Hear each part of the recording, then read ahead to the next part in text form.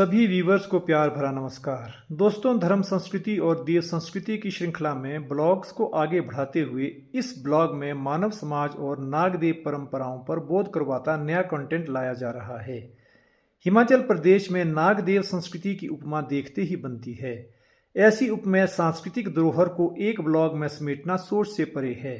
इस ब्लॉग में शेंदल यानी करसोग में प्रचलित महू नागदेव परंपराओं का भी जिक्र होना है, जबकि रियासती काल की क्यूंठल रियासत के परगना पुंदर यानी वर्तमान में चौपाल तहसील के मड़ौग बेल्ट के 4 पुंदर में स्थापित नागदेव परंपराओं का विशेष उल्लेख किया जाना है। इसी ब्लॉग में पुंदर के इतिहास पर भी ज्ञानवर्धक कंटेंट लाया जा रहा है। कंटेंट की गहराई को समझने के लिए आपको ब्लॉग के आखिरी शब्द तक सुनने की हिम्मत रखनी होगी। ब्लॉग पर पूरी स्टोरी सुनने के बाद आपको कंटेंट पर कमेंट भी कर लेना चाहिए और वीडियो को लाइक कर लेना। नए जुड़ रहे व्यूवर्स चैनल को सब्सक्राइब कर लेना। मानव समाज पर शैव धर्म की अजस्त्र धारा का अटूट प्रभाव रहा है। शिव को सृष्टि का आदि गुरु माना गया है। शिव स्तुति से ही धरती पर नाग संतति भी हिंदू धर्मावलंबियों में आस्था का प्रतीक रही है। हिंदू धर्म रूपी बेल में नाग का एक अलग ही स्थान है। नाग को शिव के गले का प्रिय हार यानी गहना माना जाता है। सनातनी मान्यताओं के अनुसार शेष नाग ही तो भगवान विष्णु को अपनी कोमल शया यानी गोद पर बिठाकर रिझाते हैं। वासुदेव के 8वें पुत्र श्री कृष्ण भगवान तथा नागलीलाओं का तो मणिकांचन का योग रहा है। इन्हीं पौराणिक परंपराओं से नाग पूजा जनमानस तक अत्यंत रोचक ढंग से आगे बढ़ी है। पर्वतीय वादियों में नाग पूजा मंदिरों, देवालय तथा देवठियों में मर्यादाओं की बेड़ियों के भीतर प्राचीन काल से की जा रही है। नाग को सनातन संस्कृति में देवता के रूप में स्वीकार किया गया है। नाग पूजा भारत की भांति विश्व के अन्य देशों में भी धूमधाम के साथ की जाती रही है। इसकी प्रामाणिकता पुरावशेषों को देखने से मिलती है। पुरातात्विक महत्व की कलाकृतियों से ज्ञात होता है कि अरब देशों में नाग पूजा का अच्छा प्रचलन रहा होगा, क्योंकि मिस्र के पिरामिडों में राजाओं और रानियों की प्रतिमाओं पर आभूषणों के साथ साथ सांप लिपटे हैं। अमेरिका में तो नाग पूजा तथा नाग नृत्य का विशेष महत्व है। इन देशों में खुशियों के पर्वों पर नाग नृत्य जनसमूह के आकर्षण का केंद्र बन पाता है। भारतीय धर्म ग्रंथों में नाग लीलाओं का अनेक प्रकार से वर्णन किया गया है। भारत में आर्यों ने शादी विवाह के कुछ रीति रिवाज नाग संस्कृति से ग्रहण किए हैं। तभी तो स्त्रियों की मांग का सिंदूर नाग चूर्ण कहलाता है। नाग पूजा के पर्वों में नाग पंचमी का त्यौहार प्रमुख है। नाग पूजा के इस अवसर पर लोग अपने अपने घरों में नाग चिन्हों को अंकित करते हैं। उस पर दूध, धूप, दीप आदि चढ़ाते हैं ताकि नाग देवता प्रसन्न होकर उनके धन धान्य तथा उनकी रक्षा करे। नाग देवता को मानव जाति का सच्चा रक्षक माना जाता है। यह भी लोक विश्वास है कि पुत्रहीन माताएं पुत्र प्राप्ति के लिए नाग पूजा करती हैं। पौराणिक आख्यानों में उल्लेख मिलता है कि स्वर्ग से ऐश्वर्य को भोगने के लिए देवगण हिमालय में अवतार लेने के लिए सदैव तत्पर रहते थे। हिमालय के आंचल में अवस्थित हिमाचल को देवभूमि की संज्ञा से अभिहित किया गया है। हिमालय के इस भूभाग पर नागाधिराज का एक छत्र साम्राज्य रहा है। यहाँ नाग को देवता के रूप में पूजा और नवाजा जाता है। यही कारण है कि यहाँ नाग पूजा की अमिट परंपराएं अब तक प्रचलित है। नाग देवता की पूजा वैदिक विधि के अनुसार गांवों के विभिन्न मंदिरों में सांझ सवेरे किए जाने की प्रथा प्रचलित है। हिमाचल के शेंदल यानी करसोग में महू नाग का सुप्रसिद्ध मंदिर है, जिसमें महाभारत के वीर योद्धा कर्ण की नाग के रूप में पूजा की जाती है।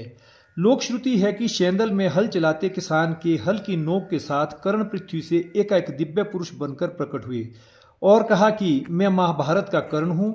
मुझे ऋषि के शाप के कारण सर्प योनि मिली है। मैंने ऋषि की लूली लंगड़ी देह का यूं ही मजाक कर डाला था। ऋषि ने क्रोध में आकर मुझे यह शाप दे डाला। यह कहकर वह दिव्य पुरुष अंतर्धान हो गया। तत्कालीन चमत्कार पर विश्वास करते हुए ग्रामवासियों ने इलाका की सुख समृद्धि के लिए बखारी यानी करसोग में नाग देवता की स्थापना करवाई। यह धर्मस्थल लोक विश्वास का केंद्र बनता गया। ग्रामवासियों की नाग देवता के प्रति आस्था बढ़ती गई। लोक मान्यता है कि गांव वालों के बिगड़े कामों को सुधारने में भी नाग देवता का वरदहस्त रहा है। नाग देवता की चमत्कारिक शक्ति से तत्कालीन सुकेत रियासत के नरेश राजा श्यामसेन भी प्रभावित हुए बिना नहीं रहे। जनश्रुति है कि राजा मुगलों की जेल में दिल्ली कैद हो गए थे। दिल्ली जेल में फंसे राजा ने नाग देवता का ध्यान किया। नाग देवता राजा की दयनीय दशा पर द्रवित हो उठे और मधुमक्खी यानी महू का रूप धारण कर राजा को कैद से छुड़ाने के लिए दिल्ली में मुगलों की जेल में उपस्थित हुए। राजा महू रूपी नाग को समझ नहीं पाया। नाग देवता ने राजा को साक्षात दर्शन देकर सारा वृत्तांत सुनाया। नाग देवता ने दैविक बल से राजा को जेल से छुड़ाकर मुक्ति दिलवाई। राजा जेल से छूट जाने के बाद जब अपनी रियासत वापस गए तो राजा ने अपनी आधी जमीन नाग देवता को दान में दे दी। उसी भूमि पर एक भव्य मंदिर का निर्माण करवाकर उसमें नाग देवता को प्रतिष्ठित करवा दिया। महू के रूप में राजा को संकट से उबारने के परिणाम स्वरूप नाग देवता का नाम बदलकर माहू नाग पड़ गया। माहू नाग अपने यश बल शौर्य समृद्धि के लिए रियासत के कोने कोने तक विख्यात हुए। बुखारी मंदिर में नाग देवता की पूजा 2 समय यानी प्रातःकाल और सायंकाल प्रतिदिन की जाती है। यहाँ ज्येष्ठ मास में संक्रांति के दिन माहू नाग का पारंपरिक मेला हर वर्ष हर्षोल्लास के साथ मनाया जाता है, जिसमें अनेक कार्यक्रमों के रहते देव खेल मेला का मुख्य आकर्षण बन पाता है। देव खेल की स्थिति में माहू नाग का गुर नाग देवता की पुरानी कथाएं सुनाता है, जिसे देखने व सुनने के लिए विशाल जनसमूह उमड़ पड़ता है। मेला में देवता की शोभा यात्रा निकाली जाती है। लोक आस्था है कि अगर सांप किसी को डस ले तो उस विष को माहू नाग का गुर मंदिर में नाग देवता की देवमयी शक्ति से झाड़ फूंक कर निकाल देता है। लोक मान्यता है कि ऐसा माहू नाग की अपार दैविक शक्ति से संभव हो पाता है। हिमाचल प्रदेश में नाग देवता के छोटे बड़े लगभग 200 से भी अधिक मंदिर हैं। इनमें कामरू नाग, शेष नाग, कंधरला नाग, घंड नाग, परंग नाग, बहुआ नाग, बासुकी नाग, जाबल नारायण नाग, भागसू नाग, तक्षक नाग, जायली नाग आदि की गणना प्रदेश के प्रमुख नाग मंदिरों में की जाती है। इन मंदिरों में नाग देवता की धातु या प्रस्तर प्रतिमाएं स्थापित की गई है। हिमाचल प्रदेश में कहीं कहीं मंदिरों की चौखट पर स्तंभों में नाग काष्ठकला के साथ लिपटे हुए दिखाए गए हैं। चौपाल जनपद के अंतर्गत मड़ाव बेल्ट में 4 पुंदर का प्रतिष्ठित नाग देवता का मंदिर जायली ग्राम में स्थित है। जायली गांव में नाग देवता का नौपुर मंदिर अद्भुत काष्ठकला की बेमिसाल इमारत है। 4 पुंदर के राजपुताना खूंदों में यह मंदिर माटल के लोरहान, मकड़ोब के बसाण, घड़ीन के बकान तथा गोल्डी के कनाई खानदान के खूंदों ने बनवाया है। इन 4 गांवों के खूंद राजपूतों का इलाका पुंदर के नाम से विख्यात है। इन खूंदों के गांवों में भगवती दुर्गा का एक मंदिर है। देवी दुर्गा के मंदिर गांवों के खूंदों ने राजपुताना वीरता, शौर्य, साहस, यश, बल आदि के लिए अपने गांव में प्रतिष्ठित करवाए हैं। एक प्राचीन रिवाज के अनुसार नाग देवता प्रतिवर्ष मार्गशीर्ष व पौष माह की संक्रांति को इन 4 देवी स्थलों पर जायली से शोभा यात्रा पर पालकी में जाते हैं। इस यात्रा को स्थानीय बोली में पेणोकरा कहते हैं। पेणोकरा के बाद हर दूसरे वर्ष नाग देवता 20 मार्गशीर्ष को जायली से क्रमवार सर्वप्रथम दुर्गा मंदिर माटल में देवी से भेंट के लिए जाते हैं। इसके पश्चात पुंदर के शेष 3 खूंदों के देवी मंदिर में जाकर नाग देवता 6 गत्ते पोष तक हर हालत वापस अपने मूल स्थान जायली लौट आते हैं। इसका आयोजन लोरहान, बसाण, बकान तथा कनाइक खानदान के पुंदरवासी एक पुरानी प्रथा के अनुसार स्वयं करते हैं, जिसे स्थानीय बोली में मेल कहा जाता है। पेणोकरा और मेल में नाग देवता की पूजा सभी पुंदरी सामूहिक रूप से चंदवान पुरोहितों से लोक वैदिक मंत्रोच्चारण के साथ करवाकर करते हैं। विगत वर्षों से पापों की मुक्ति पाने के लिए ग्रामवासी देवता के समक्ष शीश नवाते हैं तथा आने वाले वर्ष में सदकर्म के लिए स्तुति करते हैं। नाग पूजा की पुंदर परगना में विशेष मान्यता है। पुंदर में नाग को कुलिष्ठ के रूप में पूजा जाता है। लोक श्रुति है कि जुब्बल रियासत के राणा परसचंद ने 17वीं शताब्दी के उत्तरार्ध में रियासत पर राजस्व की दरें बढ़ा दी थी। उन बढ़ाई गई राजस्व की दरों को देने से पुंदर परगना की जनता ने इनकार कर दिया था। इस पर राणा जुब्बल की आज्ञा से सेना ने पुंदर के इष्ट देव जायली नाग के मंदिर में आग लगा दी थी। इस आगजनी की घटना में मंदिर को भी काफी नुकसान हुआ था। एक अन्य जनश्रुति के अनुसार राणा परसचंद के छोटे भाई मिमतू की मृत्यु ऐसे समय में हुई थी जब पुंदर में नाग देवता का वार्षिक त्यौहार 6 गत्ते पोष को मनाया जाना था। राणा परसचंद ने रियासत में शोक की घोषणा कर पुंदर में त्यौहार न मनाने का हुक्म सुनाया। पुंदरियों ने शोक फरमान की परवाह किए बिना त्यौहार मनाया तथा घर घर बकरीद मनाई। इस पर शोकाकुल राणा परसचंद नाराज हुए। उन्होंने प्रतिशोध की ज्वाला में भड़क कर पुंदर सेना भेजी। रायसी सेना ने पुंदर जाकर सर्वप्रथम जायली में बने पुंदरियों के नाग देवता मंदिर में आग लगाई तथा घर भी फूंक डाले। तदनंतर राणा परसचंद ने पुंदर को अपनी रियासत से बाहर धकेल दिया। राणा परसचंद के पुंदर पर आक्रमण को लोक साहित्यकारों ने कुछ इस प्रकार चित्रित किया है। सुता राजा पोर्स चोंदो उमड़ो शीरो, सुनेरो राजा छोत्रो तेरे मौलोदू फिरो। तेनिये पूचे बराड़िए छाड़ी चुगली लाए, नारो तो तेरो नेरुओ लाओ पुंदरिए खाए। सूच दे पोर्स चोंदो लागो ना रे नीजो, पाथा कोरो पितलू नारो बागो खे बीजो। फूल कोरो फूल टू राजा डालटे धाए, झांखे भी तेनिये बालुए खुमले पाए। बारो किए पुलसो बांबे बोरदी काली, हाथों कोरो डांगरू कानो गाए दुनाली।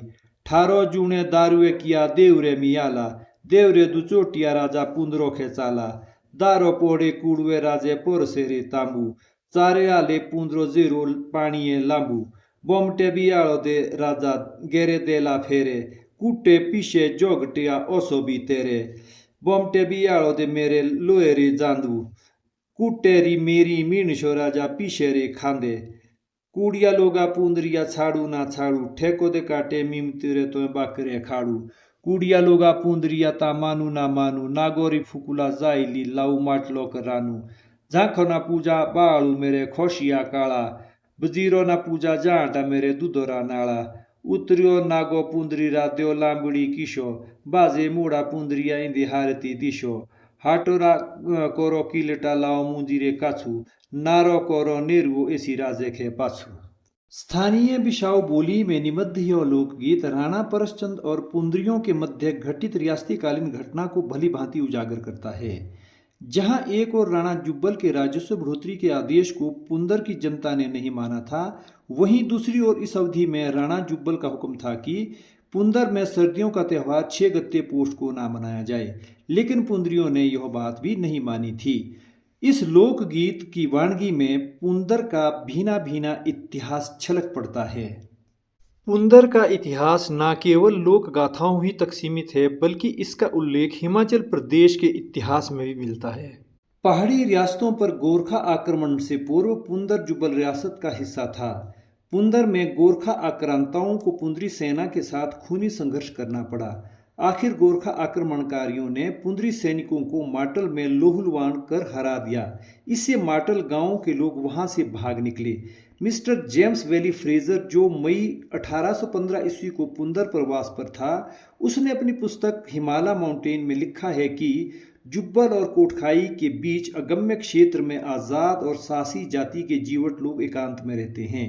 इसका उल्लेख शिमला पहाड़ी रियासत गैजेटियर 1910, पंजाब राज्य गैजेटियर भाग 8, क्यूंठल रियासत गैजेटियर भाग ए पृष्ठ संख्या 6 पर भी मिलता है। जुब्बल रियासत के पुंदर से गोरखा सैनिकों को खदेड़ने के बाद ब्रिटिश इंडिया सरकार ने सनद नंबर 19 के अंतर्गत पुंदर को 5 अप्रैल 1823 ईस्वी को क्यूंठल रियासत में मिला दिया था। हिमाचल प्रदेश के गठन पर 15 अप्रैल 1948 ईस्वी को पुंदर चौपाल तहसील के साथ मिलाया गया।